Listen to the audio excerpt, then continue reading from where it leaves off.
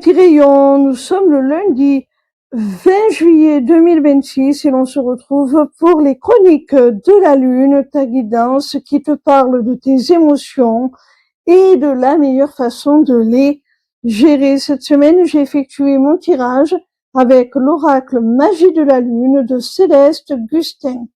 La première carte que j'ai tirée est celle de la Lune de la chute des feuilles qui te parle de méditation et de connexion lunaire. Cette carte, elle t'invite à te recentrer sur toi, à te reconnecter à tes émotions, à y prêter une attention toute particulière. Peut-être que tu les ignores un petit peu trop.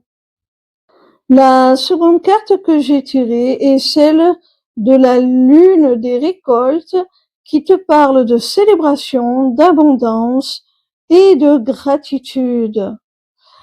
Cette carte, elle te dit que si tu veux recevoir, si tu veux être dans l'abondance, si tu veux pouvoir fêter tes réussites, la réalisation de ce qui te tient à cœur, eh bien pour cela, il faut que tu sois dans ce sentiment de gratitude dont te parle cette carte.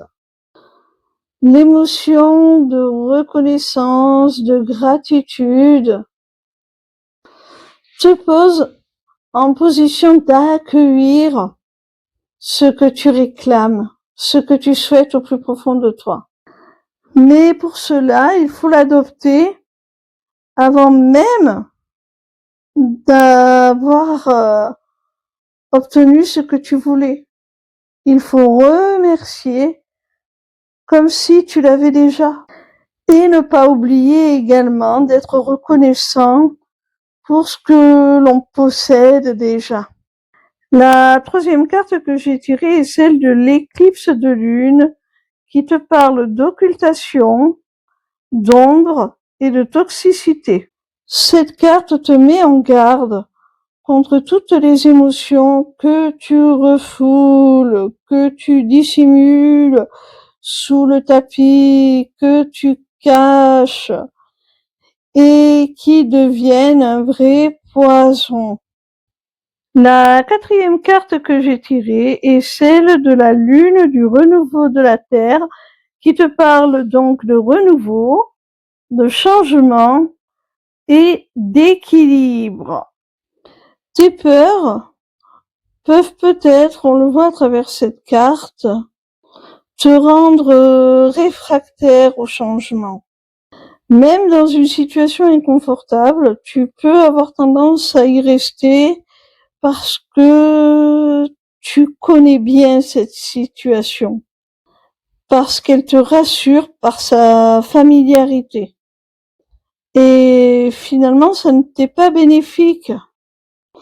Ça t'empêche de te renouveler et dans ce renouveau, de trouver, d'accéder à un nouvel équilibre, notamment sur le plan émotionnel. La cinquième et dernière carte est celle de l'onagre qui te parle de courage, de confiance et de protection maternelle. Il semblerait que tu aies manqué de ce sentiment de protection, de sécurité qu'apporte notamment la figure maternelle. Et ça a rendu certainement fragile ta confiance en toi.